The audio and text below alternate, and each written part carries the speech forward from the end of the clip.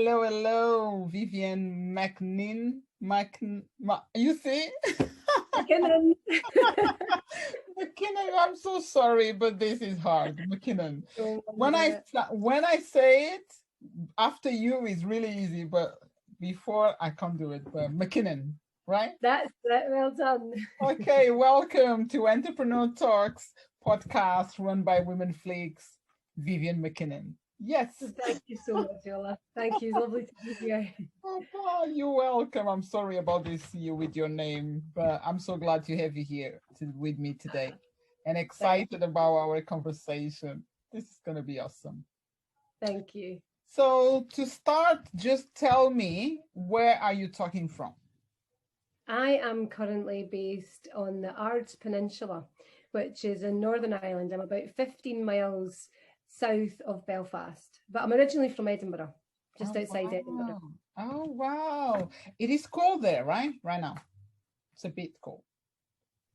Well, it's actually a really nice day today. It has been really cold, but it's nicer today. The sun's shining and it's not quite as windy. Oh, that's awesome because I'm in London and also the weather has been really good as well. We can't complain. There is no rain, there is no snow, so it's good. And Yeah. it's becoming like the days are starting to start earlier Uh, again, and that's awesome. So let's talk yeah, about. and at night time it's still daylight till like 5:30, 6 o'clock, and that you always know it's going to just start to get nicer, don't you? Yeah, yeah, it's true, it's true.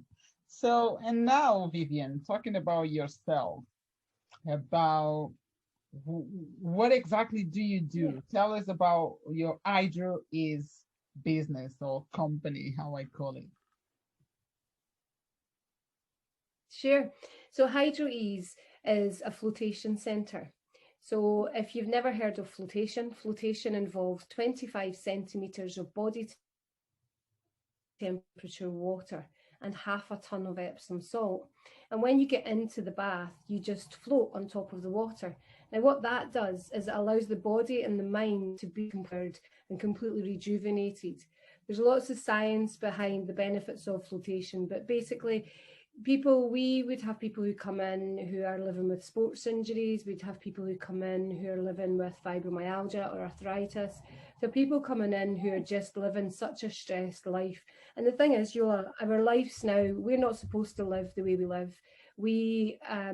Our bodies haven't evolved any further than they did hundreds of thousands of years ago. Our lifestyles have evolved massively, and a lot of us are struggling to cope. Stress, burnout, anxiety, these are common words now that people have all experienced. We've all experienced it at some point in our life, whether Right. it's being stressed or anxious. So Hydroease offers a place away from that. But me myself, I am a trauma recovery and growth therapist. So I work quite a lot with people whose lives have been impacted by the troubles here in Northern Ireland. Now, whether that's that they've experienced the loss of a loved one, or it's that they have had an adverse childhood experience through being in a vulnerable situation or through witnessing something. Wow. So I get some funding from the Department of Health and work with people, but my specialty is I specialise in working with the adult children of substance misuse parents. So people who've grown up with a parent who's been struggling with substance misuse, and it can have such a corrosive impact on who we believe we are as a person, and that carries with us throughout our life and can Wow. manifest in lots of different ways. So yeah, a lot of stuff. Your business or you sound like it sounds to me like a very hard job. First of all, because the people, the way they come to you is quite, they're already looking for recover, right? Or Yeah, they've been through something. yeah. And So people that would come,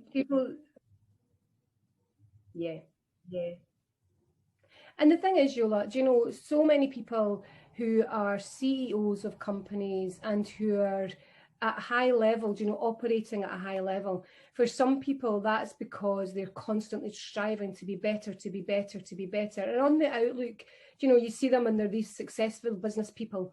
But what's happening inside is it's almost like that beautiful swan that's just gliding along the lake, but underneath they're paddling furiously, and you know they maybe don't have very much self-belief, don't have much confidence, or maybe living with imposter syndrome, but they're constantly trying to make everything perfect, and they make great colleagues because they're people who pick up so much stuff because they want to just keep providing and providing and providing. Wow. But then on the same, you know, on the flip of that coin, I work with people who are experiencing homelessness, who have maybe had the same experience that high up CEO has had, but they've interpreted it very differently, because what happens is it's not the events that we experience that cause us distress, it's how we interpret that and what that actually means to us. And for a lot of my life, I grew up in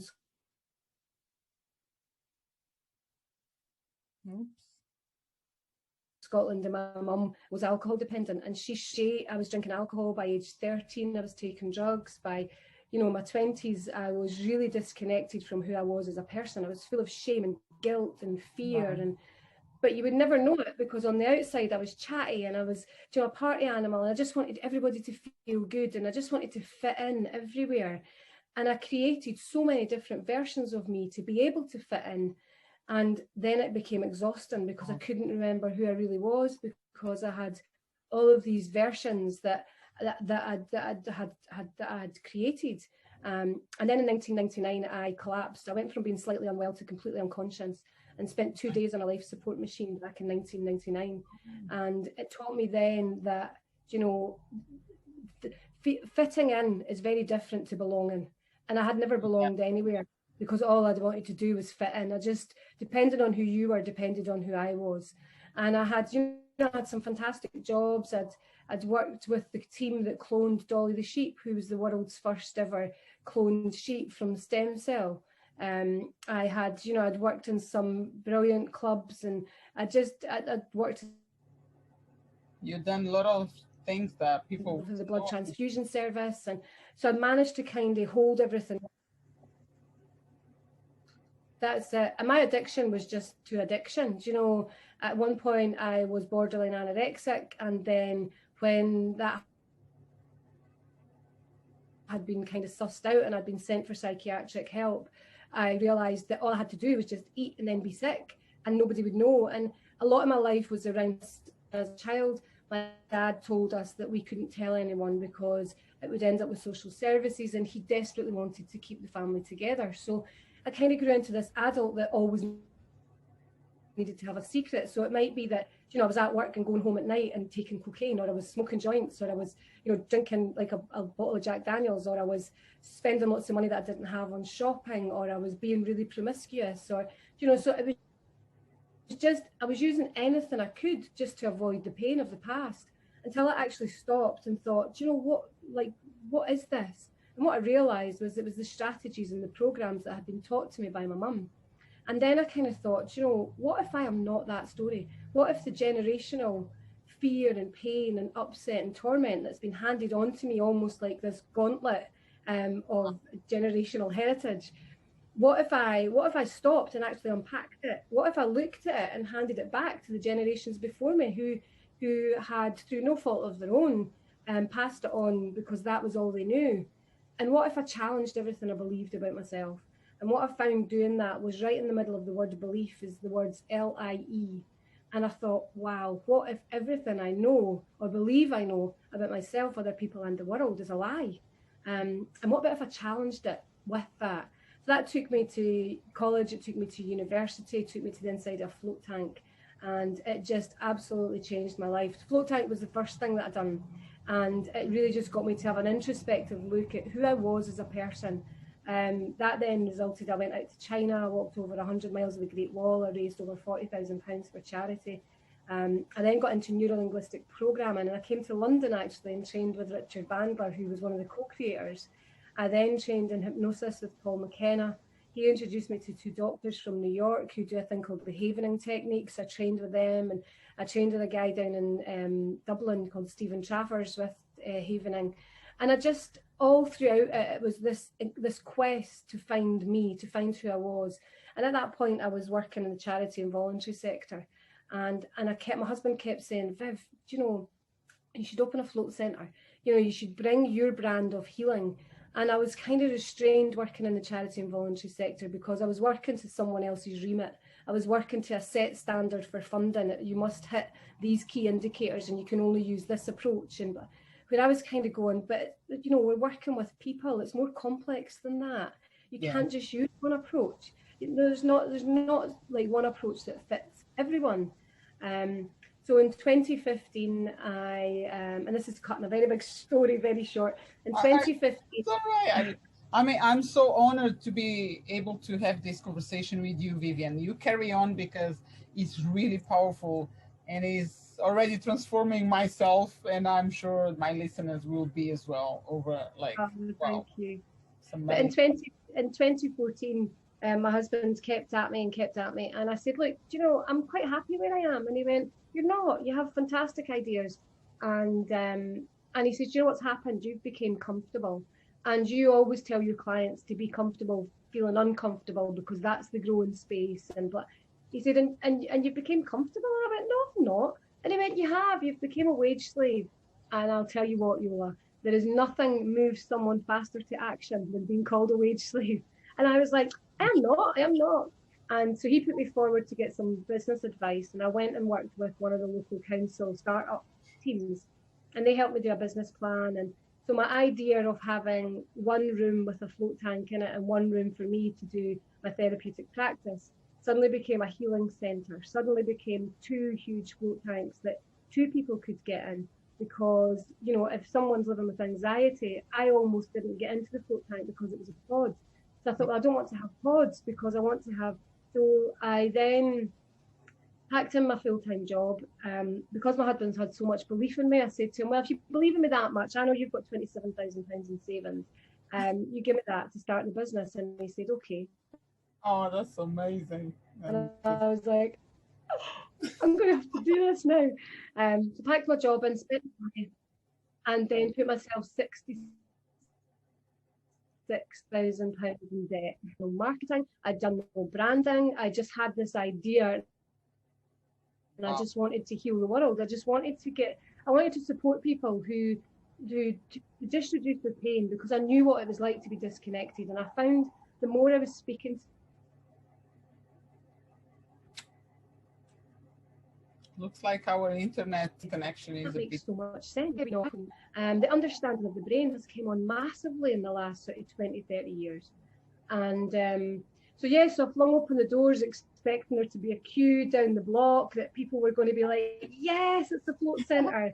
And nobody knew what we were. Nobody knew who we were. Nobody knew. So I then just started, I just love people. I love being around people. I love watching people, and I love seeing the way they interact with other people, and it can say so much. You know, only 7% of communication is actually the words that we choose to use. Yeah. You know, 38% of it is the way we use our voice, is our cadence, is our pace, and 55% is body language. And I just love being around people. So I started networking.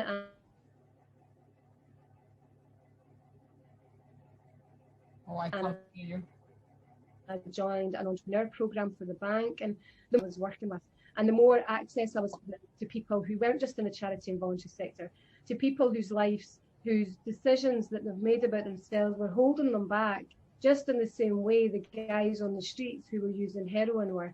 They were just using different coping strategies, and they measured success differently.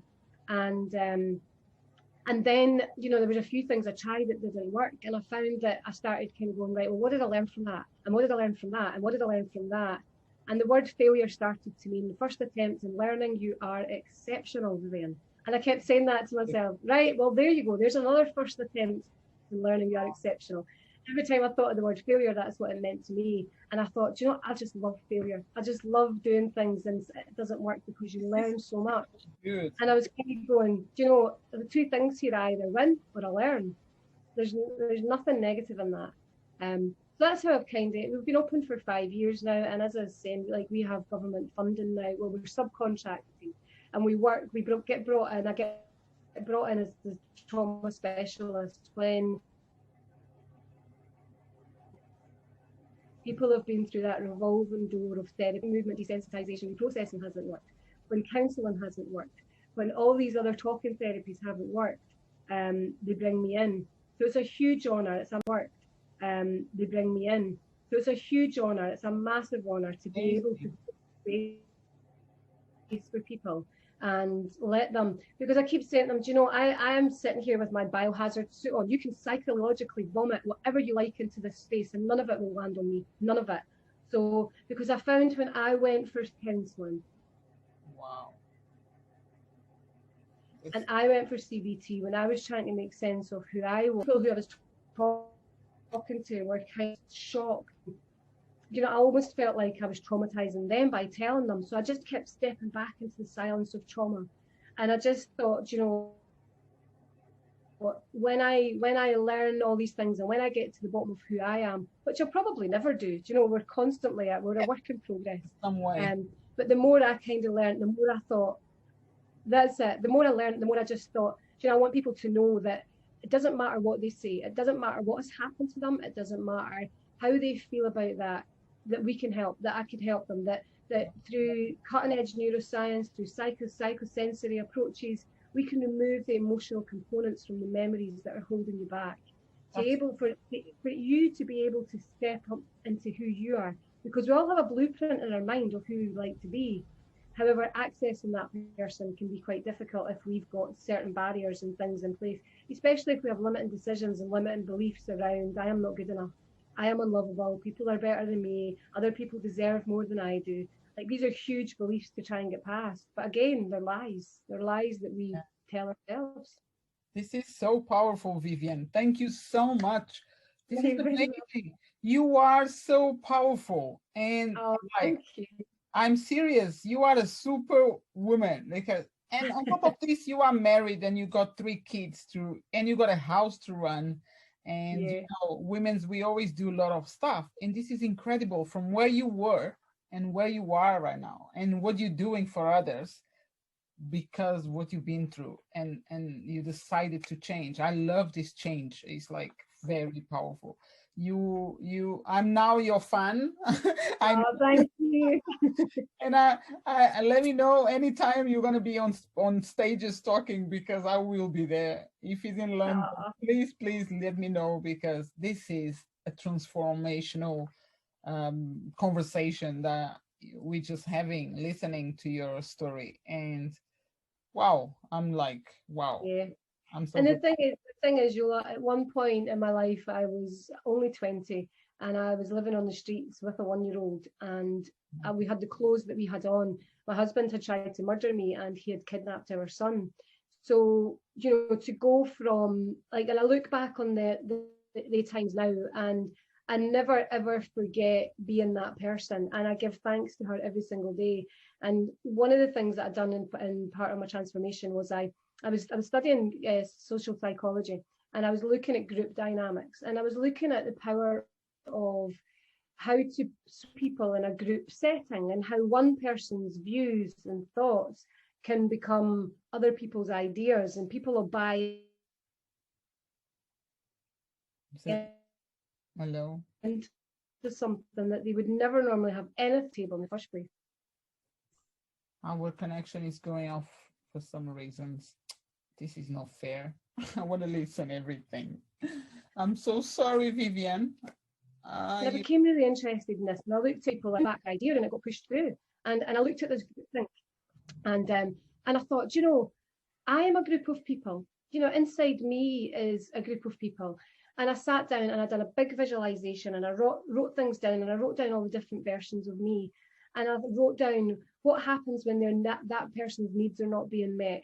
And what I realised was, this is where I maybe start having childish behaviour, where I withdraw and kind of go, no, nothing's wrong with me, no, nothing, because that's what I've done as a kid. I maybe shout and slam doors because that's what I've done as a kid. I maybe go and get drunk or go because that's what you used to do. That was another version of me. So what I've learned to do now, the 50-year-old woman that's responding to this thing that's in my environment, or is it Vivian, the 6-year-old child who's scared and afraid that something's going to happen? Or is it Vivian, the 20-year-old single mum who's full of fear and shame and guilt? And I think, you know, a lot of us go around acting on automatic pilot without actually stopping and realizing you have the power to control this. You are able to change that should you choose to. You just need to be aware that you're doing it in the first place. Wow. So one of the programs that we do in Hydros is called RAFT. Action part stands for Reveal, where we look at what are the things that are happening underneath the skin. What are the things that are causing distress? We then look at, well, where did you encode that? And where is what version of you did you create to get you through that? And that then takes us to the A of the RAFT, which is around awareness. And it's like, right now you're aware of it. What can you do about it? What can you do? What are the things that are holding you back?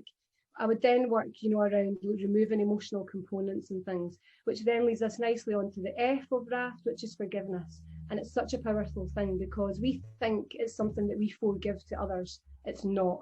It's the best and most effective use of forgiveness if we offer it to ourselves. And we kind of go, do you know what? That was 10 years ago. That was a decision I made at the time. Every single decision I make is the right decision for me because the one thing I always have is choice.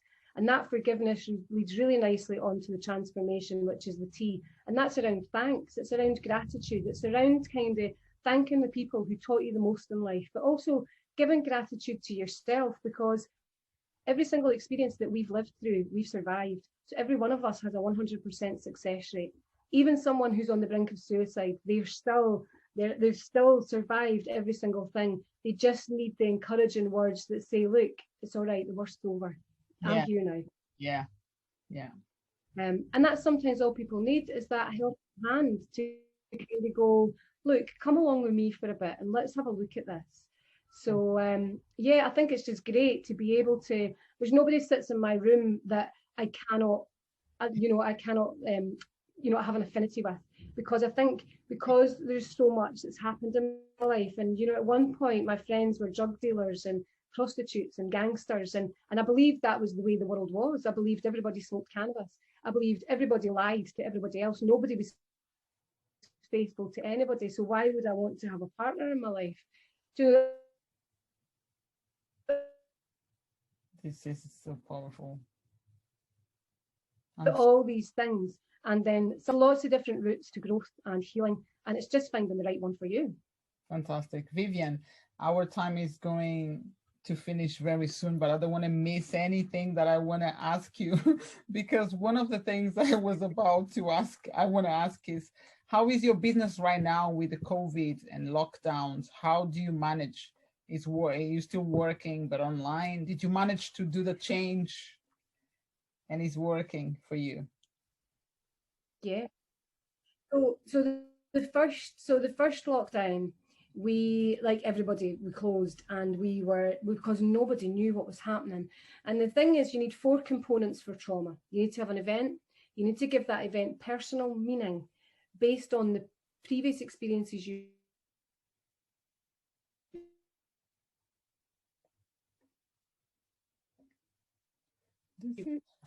had. So we'll compare and contrast information, and there's an element of inescapability. What happens is the brain starts to encode that experience as trauma.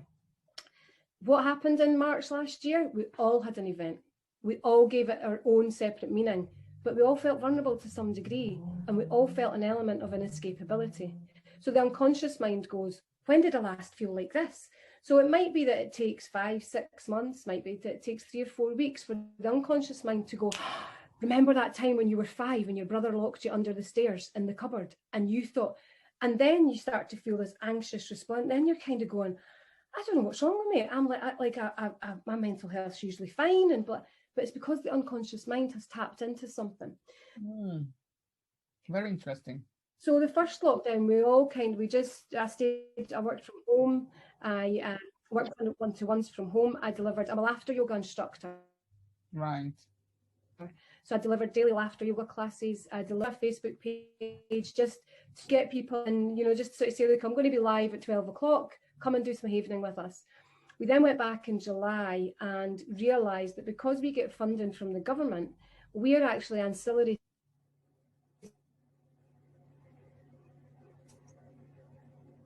to mental health. And because we're part of people's treatment plans, that we should actually have been open.